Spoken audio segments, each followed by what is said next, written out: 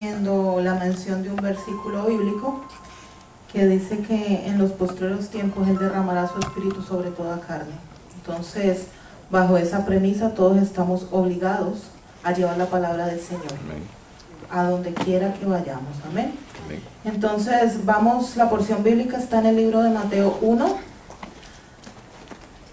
Mateo 1, en donde está la genealogía de Cristo.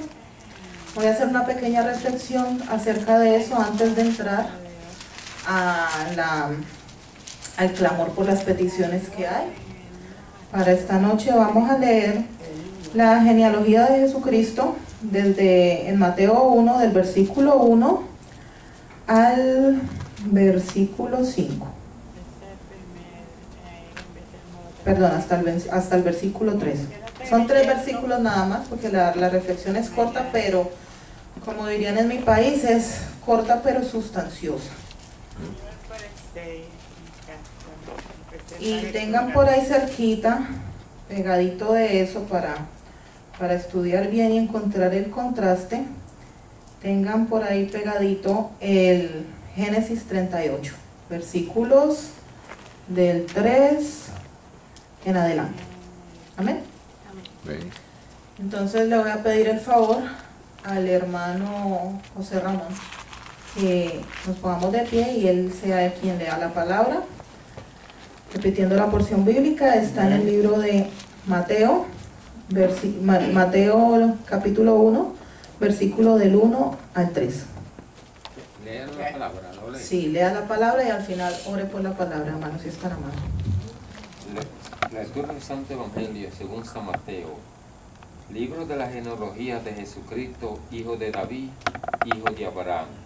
Abraham engendró a Isaac, Isaac a Jacob y Jacob a Judá y a su hermano.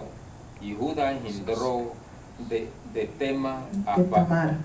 Tamar a Faré y a Sara y Faré a Ecrón y Ecrón a Arán. Amén. 38. Hasta el final. No, hasta ahí ya puede orar, pero que están enlazados.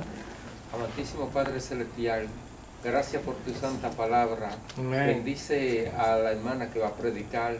Ayúdala grandemente, que el Espíritu Santo la llene grandemente y le dé la sabiduría. Amén. Gracias. Y le dé lo que nos tiene que decir. Todo te lo pedimos en el nombre de Jesús. Amén. Amén. Amén. Pueden sentarse, hermanos. Antes de empezar con el mensaje, yo quiero que ustedes me permitan dar un saludo a la gente que está viendo a través de Facebook la transmisión. Que el Señor los bendiga rica y abundantemente y que esta noche se gocen junto con nosotros para iniciar este servicio de clamor. Amén. Quiero hacerles una corta reflexión antes de empezar con el clamor acerca de este pasaje de la genealogía de Cristo. Y ustedes me dicen, pero ¿por qué la genealogía de Cristo si es fulano engendró a sutano y sutano mengano hasta llegar a Jesucristo? O sea, casi nadie coge esos pasajes de genealogía para estudiarlos. Pero hoy yo lo traigo, de hecho yo tuve un estudio por Facebook, pero lo vengo a traer hoy a la iglesia, siento que es necesario que lo sepamos, porque a veces nos pasan cosas cuando estamos en el mundo e incluso en nuestra vida secular, y nos preguntamos ¿por qué me pasa esto a mí, Dios? Y a veces uno cuestiona en su desesperación a Dios, de por qué Dios me pasa esto, por qué si yo soy fiel, o a veces cuando uno está en el mundo, por qué todo lo malo me pasa a mí, y uno tiende a culpar a Dios. Pero resulta que detrás de todas las cosas, sean buenas o sean malas, Dios tiene un propósito para que sucedan, por eso es que Dios las permite. La genealogía de Cristo tiene un ejemplo grandísimo de algo que pasó que no era bien visto, pero que sirvió para los propósitos de Dios, que fue la concepción de Fares. Concepción de Fares, hijo de Tamar y Judá. Eso lo podemos encontrar en el libro de Génesis 38. Ahí en Génesis 38 está narrado completo y les voy a hacer un pequeño resumen de lo que pasa en Génesis 38. Acuérdense que Judá era uno de los hermanos de José. Judá se separó de la tribu de su padre, precisamente porque él no se aguantaba su conciencia, el dolor que le causaba haber traicionado a José, y se fue. Entonces él tuvo 3 hijos. Dios le dio 3 hijos. El primero se llamaba Er, el segundo Onán y el tercero Selah. El primero, dice la palabra, que no hizo lo bueno ante los ojos de Dios y el Señor le quitó la vida. El segundo, su padre le dijo que tomara a la esposa de su hermano, que era Tamar, para que no se perdiera el nombre y el linaje de su hijo. Pero cuando la estaba tomando, la palabra dice, vertió por tierra. No lo tengo que explicar porque la Biblia es muy explícita. Cuando dice vertió por tierra, o sea, no quiso fecundar a Tamar. Y esto desagradó a Dios y Dios se lo llevó. Entonces Judá, como padre, en su cuerpo terrenal, en su pensamiento terrenal, él dijo, yo no quiero que mi otro hijo se muera. Entonces era un hombre de Dios, pero aún así él vio que ya 2 hijos morían y él le echó la culpa a la mujer y dijo, no, esta está maldita, yo no voy a dejar que se me lleve mi otro hijo. O sea, a pesar de ser un varón de Dios, en ese momento fue supersticioso. Ajá. Y dijo, no, yo no quiero que se lo lleve. Entonces él, como decimos en Colombia, trató de voltearla a ella, diciéndole que se fuera para donde su padre y que esperara un tiempito a que se la cumpliera la edad. Pero en realidad él no quería dársela como esposa a Selah porque tenía miedo de que Selah también se muriera y acabara con su linaje. Entonces la mujer se cansó de esperar y la mujer de verdad amaba a su primer hijo de Judá. Él amaba a su esposo. La palabra hace referencia a que ella lo amaba, ella quería continuar el legado de su esposo. Y ella se disfrazó como prostituta, se colocó en el camino y Judá, como hombre, fue y la tomó. Perdón que yo haga como hombre, pero es que sí, él como hombre carnal fue y la tomó sin saber que era su nuera y después se enteró que estaba embarazada y ella le había tomado por prenda el báculo, el cordón y cuando él la sorprendió, ella le dijo, del hombre de quien son estas cosas estoy encinta, y ahí se dio cuenta que era él. En ese tiempo la mujer que era infiel, porque a eso aunque ella ya no estaba casada, ya estaba prometida al tercer hijo, eso era prácticamente un matrimonio, sino que no se había consumado todavía. A la mujer que era infiel, según la ley cananea, la apedreaban y después la quemaban. O sea que lo que ella iba a hacer no estaba bien visto. Y de hecho a estas alturas de la vida, donde nos decimos también liberales y de todo, donde el mundo ha abierto las puertas a tanta porquería, tampoco hubiera estado bien visto. También la hubiéramos juzgado. Ella obró mal, porque las cosas hay que decirlas como son. Ella obró mal en su desespero porque ella quería ser madre, ella quería continuar el nombre de su esposo. Ella obró mal. Y fue un acto para muchos de nosotros reprobable y para los de ese tiempo peor, porque ellos tienen unas leyes demasiado duras. Entonces, ¿qué pasó? Aunque fue algo malo, obró para bien, porque de los hijos que ella tuvo con Judá, viene Jesucristo. Empieza la genealogía, continúa la genealogía de Jesucristo. Entonces fíjese que a veces a uno le pasan cosas que uno piensa que ¿por qué me pasan a mí? Señor, ¿por qué tú has permitido todo esto en mí? Cuando usted anduvo en el mundo mucho tiempo y conoce de la palabra de Dios, cuando usted entra en el mundo a conocer el evangelio, usted dice, ay, pero ¿por qué me pasaron tantas cosas? ¿Yo cómo fui tan malo? Porque es la primera reacción que uno tiene cuando uno empieza a conocer del Señor y a darse cuenta de las porquerías que uno hizo. Entonces, cuando uno entra en esa transición, que es una transición que no para todos dura lo mismo, para unos dura 1 año, para otros 10 años, y conozco otros que llevan 40 y todavía no han salido de la transición y todavía están neófitos, que se saben la Biblia, pero son neófitos. Pero entonces, cuando uno entra en esa transición, uno empieza a mirar para atrás y uno se da cuenta de todo lo que hizo y todo lo que le pasó. Y uno empieza a decir, Señor, pero ¿por qué me pasó esto a mí? ¿Por qué yo fui capaz de hacer esto? En mi caso personal, yo puedo decir un ejemplo común de mi testimonio de mi vida. Cuando yo sufrí abusos de tipo sexual hace muchos años, yo puedo decir, ¿por qué me pasó esto a mí? ¿Por qué? Porque muchas veces lo dije y se lo recriminé al Señor, y fue una de las razones por las cuales me perdí en el mundo, porque decidí buscar en el mundo lo que desde un principio debía haber buscado en Dios. Pero a veces uno no se da cuenta que posiblemente si no me hubieran pasado todas esas cosas a mí, yo no hubiera tomado la decisión de depender de Dios y hubiera seguido peleando con mis fuerzas y hubiera estado peor de lo que estuve antes. No es que uno sea conformista, porque usted le cuenta esa historia hacia cualquier gente del mundo y dice, no, es que usted es fanático y se conformó con lo que le tocó, usted ya se está resignando. No, es la verdad que nosotros conocemos cuando empezamos a conocer de Dios. Claro, yo no hubiera querido que me pasara todo lo que me pasó, y eso que son 2 cositas que me pasaron de las muchas que viví. Yo no quería que me pasara, nadie quiere que le pasen, pero posiblemente si no me hubiera pasado eso, yo no hubiera sentido la necesidad de buscar de Dios y hubiera seguido conforme en el mundo, viviendo en mi porquería y creyendo que estaba haciendo todo perfecto. Entonces fíjese que las cosas que a veces uno considera malas obran para bien en el Señor. El Señor a veces las permite porque Él tiene propósito, como en el caso de Tamar y Judá. Es un ejemplo clarísimo, es un ejemplo enorme de que a veces, por ejemplo en ese caso, todo el mundo la miraría, no, esta está embarazada, no, y quién sabe con quién le puso el cuerno al marido muerto y ni siquiera esperó al otro. Hasta el mismo suegro la iba a quemar y la iba a apedrear sin saber que él era el papá de sus hijos. Cuando él se enteró, imagínense, ahora imagínense en este momento que ellos estaban descansando donde el Señor. No es que fueron San Pedro y Santa Juana, no, ellos están ahorita donde Dios los tiene descansando.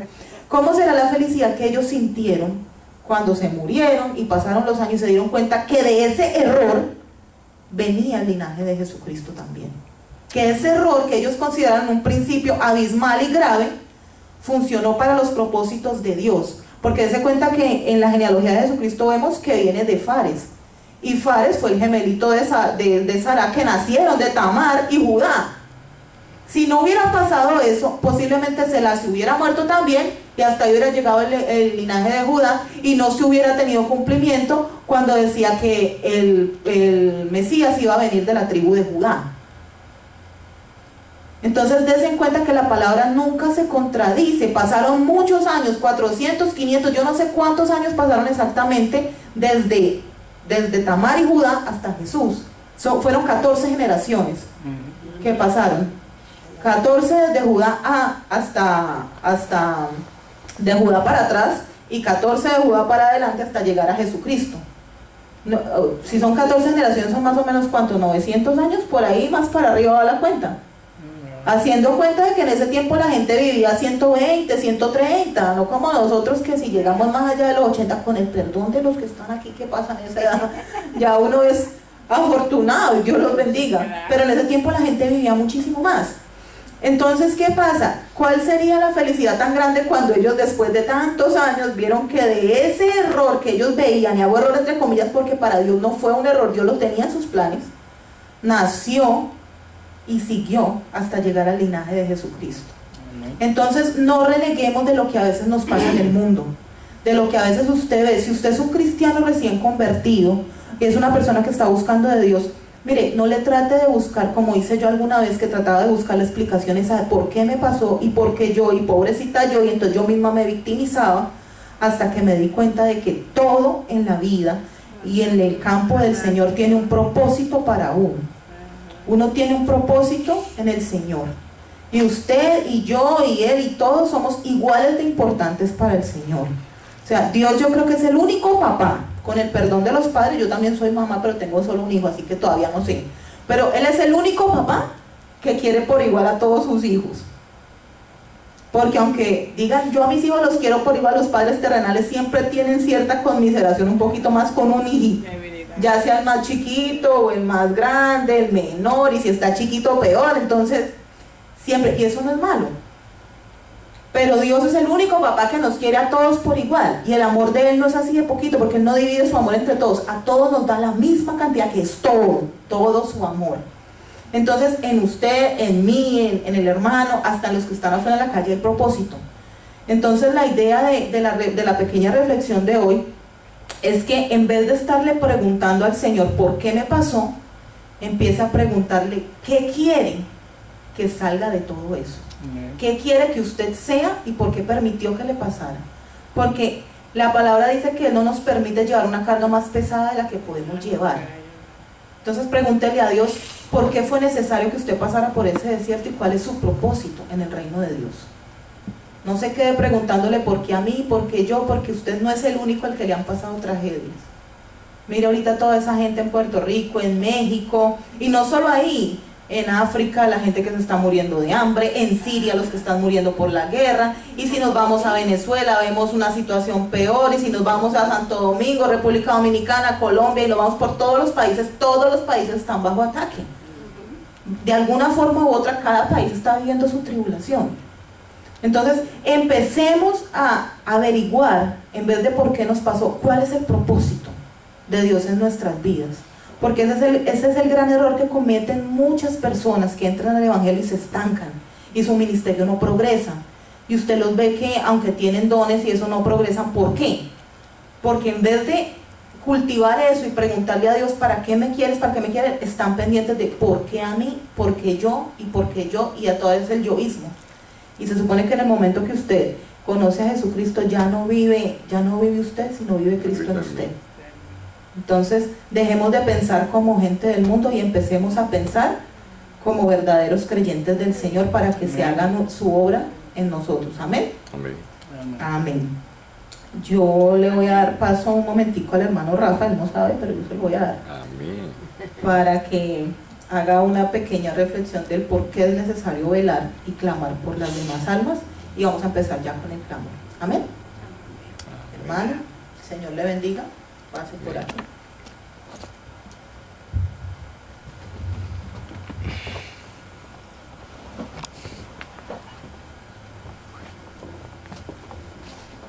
Señor le bendiga. Me agarró con la base llena, porque yo vengo de trabajar y vengo con el cansancio. Sí. Pero en nombre del Señor. Pero el Señor siempre nos ayuda. Y es cuando velamos, como velaban los hijos del Señor, cuando querían reconstruir a Jerusalén. Así mismo nosotros velamos para reconstruir nuestra vida en el Señor. Siempre velamos en oración.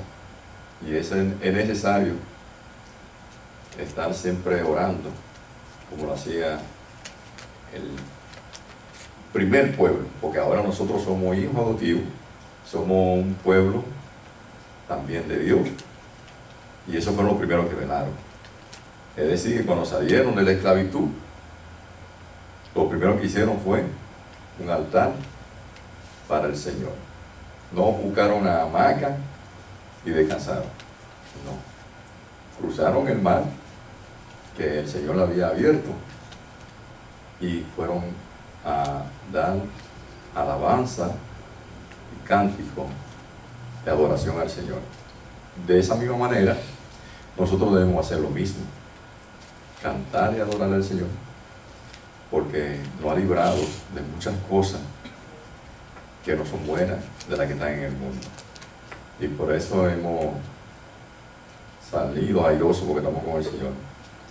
Y tengo solamente un pequeño pasaje bíblico para ustedes, donde habla de esa liberación y la reconstrucción del templo de Jerusalén. Y dice, el Señor dice, vino el momento de mostrar mi bondad y te respondí. Llegó el día de la salvación y te ayudé.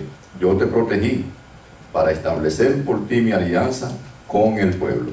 Esto es lo que el Señor ha hecho con nosotros, una alianza con el pueblo de Dios. Yo creo que hasta aquí podía decir que hasta aquí nos ayudó Dios. Hermana Nadia, aquí venga y tenga, porque esa era la parte que usted me dijo a mí que era, porque es necesario ver. Señor le bendiga.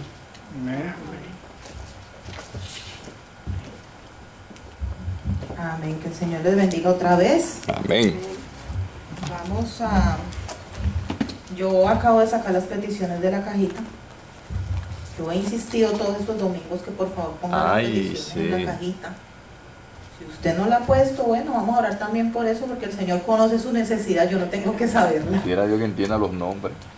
No, es que la mayoría están sin nombres, pero vamos primero, vamos a orar por las personas enfermas, porque son muchos, y uno de los ministerios más grandes que tenemos es orar por los enfermos. Debemos también ir a visitarlos a los hospitales. Vamos a trabajar en eso, a ver de qué manera el Señor nos provee una forma de ir a los hospitales a llevar palabra de Dios y a orar por los enfermos, porque es nuestra obligación. Tengo una lista de 42 personas, entonces a cada uno yo le voy a dar 5 o 6 nombres y vamos a orar todos en voz alta al mismo tiempo por esas personas, pero vamos a clamar de verdad como si el enfermo fuera usted. Amén.